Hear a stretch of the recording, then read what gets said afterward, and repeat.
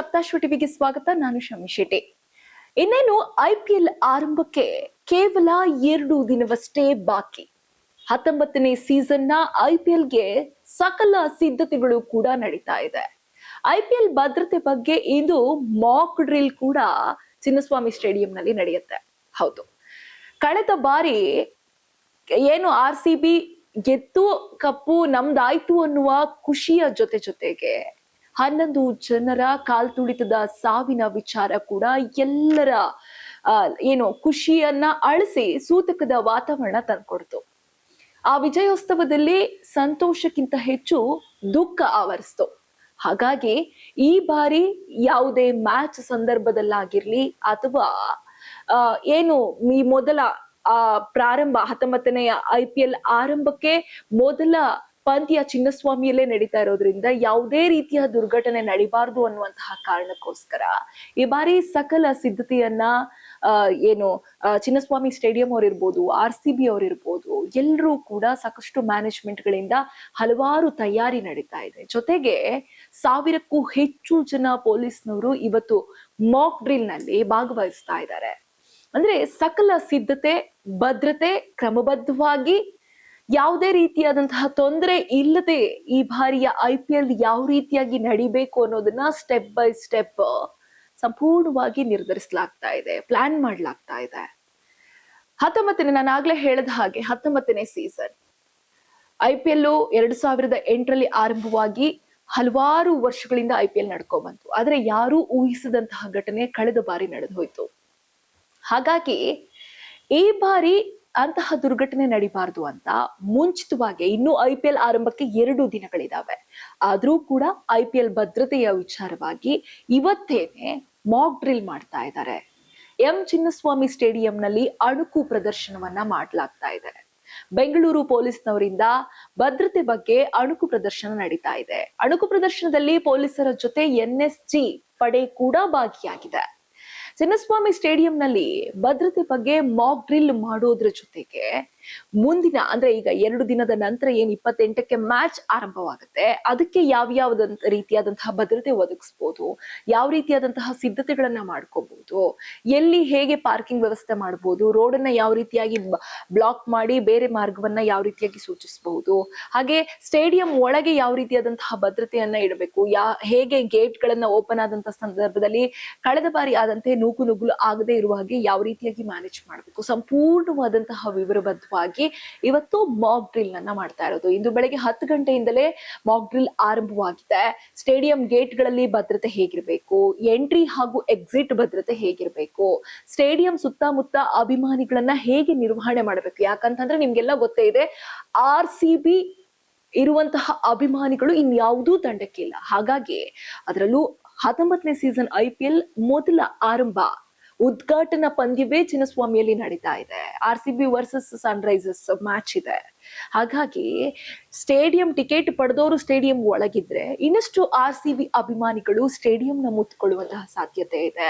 ಸ್ಟೇಡಿಯಂನ ಬಳಿ ಬಂದು ತಮ್ಮ ಅಭಿಮಾನವನ್ನ ತೋರಿಸುವಂತಹ ಸಾಧ್ಯತೆ ಇದೆ. ಹಾಗಾಗಿ ಸ್ಟೇಡಿಯಂ ಸುತ್ತಮುತ್ತ ಇರುವಂತಹ ಅಭಿಮಾನಿಗಳನ್ನ ಹೇಗೆ ನಿರ್ವಹಣೆ ಮಾಡಬೇಕು, ತಪಾಸಣೆ ಪರಿಶೀಲನೆ ಹೇಗಿರಬೇಕು ಅಂತ ಎಲ್ಲವನ್ನ ಮಾಕ್ ಡ್ರಿಲ್ ಅಲ್ಲಿ ಸಂಪೂರ್ಣ ವಿವರವಾಗಿ ಮಾಡಲಾಗುತ್ತೆ. ಪೊಲೀಸ್ 1,000 ಪೊಲೀಸ್ನವರಿಗಿಂತಲೂ ಹೆಚ್ಚು ಜನ ಈ ಮಾಕ್ ಡ್ರಿಲ್ ಅಲ್ಲಿ ಭಾಗಿಯಾಗ್ತಾರೆ. ಹಾಗೆಯೇ ಇದೇ ಪೊಲೀಸ್ ಸಿಬ್ಬಂದಿಗಳೇ ಮ್ಯಾಚ್ ದಿನವೂ ಕೂಡ ಸ್ಟೇಡಿಯಂ ಸುತ್ತಮುತ್ತ ಕಾರ್ಯನಿರ್ವಹಿಸ್ತಾ ಇರ್ತಾರೆ. ಹಾಗಾಗಿ ಪ್ರತಿಯೊಬ್ಬ ಪೊಲೀಸ್ನವ್ರಿಗೂ ಕೂಡ ಇನ್ಸ್ಟ್ರಕ್ಷನ್ ಅವಶ್ಯಕತೆ ಇರುತ್ತೆ. ಮೇಲಾಧಿಕಾರಿಗಳಿಂದ ಸಂಪೂರ್ಣ ಇನ್ಸ್ಟ್ರಕ್ಷನ್ ಕೊಡೋದ್ರ ಮೂಲಕ ಎಲ್ಲಿ ಯಾವ ರೀತಿಯಾದಂತಹ ನಿಭಾಯಿಸಬೇಕು, ಯಾವ ರೀತಿಯಾದಂತಹ ಕ್ರಮವನ್ನ ಕೈಗೊಳ್ಬೇಕು, ಈ ಬಾರಿ ಯಾವ ರೀತಿಯಾದಂತಹ ಭದ್ರತೆಯನ್ನ ಒದಗಿಸಬೇಕು, ಗೇಟ್ ಬಳಿ ಹೇಗೆ, ಇನ್ ಹೇಗೆ, ಔಟ್ ಹೇಗೆ, ಸಂಪೂರ್ಣವಾದಂತಹ ಮಾಹಿತಿಯನ್ನ ಈ ಮಾಕ್ ಡ್ರಿಲ್ ಅಲ್ಲಿ ಹಂಚಲಾಗುತ್ತೆ. ಜೊತೆಗೆ ಸ್ಟೇಡಿಯಂ ಒಳಗಡೆ ಹೊರಗಡೆ ಸಿಬ್ಬಂದಿಯನ್ನ ಯಾವ ರೀತಿಯಾಗಿ ನಿಯೋಜನೆ ಮಾಡಬೇಕು, ಸುತ್ತಲೂ ಸಿಬ್ಬಂದಿ ನಿಯೋಜನೆ ಮಾಡಿ ಅಣುಕು ಪ್ರದರ್ಶನವನ್ನ ಸಂಪೂರ್ಣವಾಗಿ ನಡೆಸಲಾಗುತ್ತೆ. ಇದರ ಜೊತೆಗೆ ಸಂಚಾರಿ ಪೊಲೀಸರಿಂದಲೂ ಕೂಡ ಪರಿಶೀಲನೆ ಮಾಡಲಾಗುತ್ತೆ. ಸ್ಟೇಡಿಯಂ ಸುತ್ತಲೂ ಸಂಚಾರ ದಟ್ಟಣೆಯನ್ನ ನಿರ್ವಹಣೆ ಬಗ್ಗೆ ಪರಿಶೀಲನೆ ನಡೆಸ್ತಾರೆ.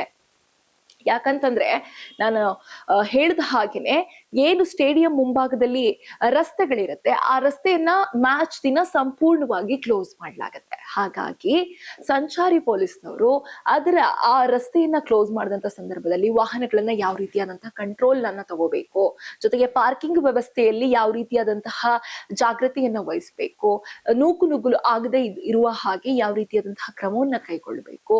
ಇದರ ಜೊತೆಗೆ ನೆಕ್ಸ್ಟ್ ಬೇರೆ ಬೇರೆ ಅಂದ್ರೆ ಆ ರಸ್ತೆಯಲ್ಲಿ ಓಡಾಡಬಾರ್ದು, ಅಂದ್ರೆ ಬೇರೆ ಮಾರ್ಗವಾಗಿ ವಾಹನಗಳು ಹೇಗೆ ಸರಾಗವಾಗಿ ಸಂಚಾರ ನಡೆಸಬೇಕು ಅನ್ನೋದನ್ನ ಕೂಡ ಸಂಚಾರಿ ಪೊಲೀಸ್ನವರಿಗೂ ಇವತ್ತು ಪರಿಶೀಲನೆ ಮಾಡುವಂತಹ ಅವಕಾಶವನ್ನ ಈ ಅಣುಕು ಪ್ರದರ್ಶನದಲ್ಲಿ ಮಾಡಿಕೊಡ್ಲಾಗಿದೆ. ಇನ್ನು ಕೇಂದ್ರ ವಿಭಾಗದ ಡಿಸಿಪಿ ಅಕ್ಷಯ್ ಕುಮಾರ್ ಮಾತಾಡಿರೋ ಹಾಗೆ 28 ಏನ್ ಮ್ಯಾಚ್ ನಡೆಯುತ್ತೆ ಅದಕ್ಕೆ ಸಂಪೂರ್ಣವಾದ ತಯಾರಿ ಮಾಡ್ಕೊಳ್ಬೇಕು, ಅದರ ಬಗ್ಗೆ ಅಧಿಕಾರಿಗಳು ಸಿಬ್ಬಂದಿಗೆ ಬ್ರೀಫಿಂಗ್ ಮಾಡಲಿದ್ದಾರೆ. ಕಳೆದ ಬಾರಿ ಅಂದ್ರೆ ಈ ಮೇಲಧಿಕಾರಿ ಡಿಸಿಪಿ ಏನು ಕೇಂದ್ರ ವಿಭಾಗದ ಡಿಸಿಪಿ ಅಕ್ಷಯ್ ಅವರೇನಿದ್ದಾರೆ, ಅವರು ಇವತ್ತು ಉಳಿದ ಎಷ್ಟು ಜನ ಪೊಲೀಸ್ ಸಿಬ್ಬಂದಿಗಳಿದ್ದಾರೆ, 1000ಕ್ಕೂ ಹೆಚ್ಚು ಏನ್ ಸಿಬ್ಬಂದಿಗಳಿದ್ದಾರೆ, ಅವರಿಗೆ ಬ್ರೀಫಿಂಗ್ ಮಾಡ್ತಾರೆ. ಕಳೆದ ಬಾರಿ ಎಂಟ್ರಿ ಸ್ವಲ್ಪ ಬೇರೆನೆ ಇತ್ತು, ಆದ್ರೆ ಈ ಬಾರಿ ಬದಲಾವಣೆಗೆ ಅನುಗುಣವಾಗಿ ಬ್ರೀಫಿಂಗ್ ಮಾಡಲಾಗುತ್ತೆ. ಯಾಕಂತಂದ್ರೆ ಗೇಟ್ ಎಲ್ಲ ಮುರಿದು ಹೋಗಿತ್ತು, ಬೇರೆ ಬೇರೆ ವ್ಯವಸ್ಥೆಯನ್ನ ಮಾಡಲಾಗಿದೆ. ಹಾಗಾಗಿ ಈ ಬಾರಿ ಬ್ರೀಫಿಂಗ್ ಬೇರೆ ಬೇರೆ ರೀತಿಯಾಗಿರುತ್ತೆ. ಈ ಕಳೆದ ಬಾರಿಯ ಬದಲಾವಣೆಯನ್ನ ಮತ್ತು ಈ ಬಾರಿಯ ಬದಲಾವಣೆಯನ್ನ ಅನುಗುಣವಾಗಿ ಬ್ರೀಫಿಂಗ್ ಮಾಡ್ತಾರೆ. ಜೊತೆಗೆ ಭದ್ರತಾ ಸಿಬ್ಬಂದಿಗೆ ಮಾಹಿತಿ ನೀಡ್ತಾರೆ. ಪೊಲೀಸ್ ಇಲಾಖೆ ಜೊತೆಗೆ PWD ಇರ್ಬೋದು, ಮೆಡಿಕಲ್ ಸರ್ವಿಸ್ ಸೇರಿದಂತೆ ಎಲ್ಲರೂ ಕೂಡ ಈ ಮಾಕ್ ಡ್ರಿಲ್ ಅಲ್ಲಿ ಇರ್ತಾರೆ. ಈ ಬಾರಿ ಹೆಚ್ಚಾಗಿ ಕಬ್ಬನ್ ರೋಡ್ ಅಲ್ಲಿ ಎಂಟ್ರಿ ಕೊಟ್ಟಿದ್ದೇವೆ, ಗೇಟ್ ವೈಡರ್ ಆಗಿದೆ. ಜೊತೆಗೆ ಯಾರೂ ಕೂಡ ಫುಟ್ಪಾತ್ ನಲ್ಲಿ ನಿಲ್ಲೋ ಹಾಗೆ ಇರೋದಿಲ್ಲ, ಯಾರು ಕೂಡ ಫುಟ್ಪಾತ್ ಅಲ್ಲಿ ನಿಂತ್ಕೊಳ್ಳುವಂಥದ್ದು, ಅಭಿಮಾನವನ್ನ ತೋರಿಸುವಂಥದ್ದು ಅಥವಾ ಕಂಪ್ಲೀಟ್ ಒಳಗೆ ನುಗ್ಲಿಕ್ಕೆ ಪ್ರಯತ್ನಿಸುವಂಥದ್ದು ಆ ರೀತಿಯಾದಂಥದ್ದಿಲ್ಲ. ಫುಟ್ಪಾತ್ ನಲ್ಲಿ ಯಾರೂ ಕೂಡ ನಿಲ್ಲೋ ಹಾಗಿಲ್ಲ. ಹಾಗೆ ರೋಡ್ ನಲ್ಲಿ ಕೂಡ ಯಾವುದೇ ವಾಹನಗಳು ಬೇರೆ ವಾಹನಗಳು ಸಂಚಾರ ಆಗೋದಿಲ್ಲ. ಕಬ್ಬನ್ ಪಾರ್ಕ್ ರೋಡ್ ಮೂಲಕ ಎಂಟ್ರಿಯನ್ನ ಕೊಡ್ತಾರೆ. ಜೊತೆಗೆ ಟಿಕೆಟ್ ಜೊತೆನೆ ಮೆಟ್ರೋ QR ಕೋಡ್ ಕೂಡ ಇರುತ್ತೆ. ಹಾಗಾಗಿ ಮೆಟ್ರೋ ಬಳಸಿದ್ರೆ ಬಹಳ ವೇಗವಾಗಿ ಬರಬಹುದು, ಜೊತೆಗೆ ಪಾರ್ಕಿಂಗ್ ಸಮಸ್ಯೆ ಇರೋದಿಲ್ಲ, ವಾಹನದ ನಿಲುಗಡೆಗೆ ಸಮಸ್ಯೆ ಉಂಟಾಗೋದಿಲ್ಲ. ಜೊತೆಗೆ ಏನಾದ್ರೂ ನಮ್ಮ ಸ್ವಂತ ವೆಹಿಕಲ್ ನಲ್ಲೇ ಬರ್ತೀವಿ ಅಂತಂದ್ರೂ ಕೂಡ ಅವರಿಗೆ ಪಾರ್ಕಿಂಗ್ ವ್ಯವಸ್ಥೆಯನ್ನ ಕೂಡ ಮಾಡಲಾಗಿದೆ.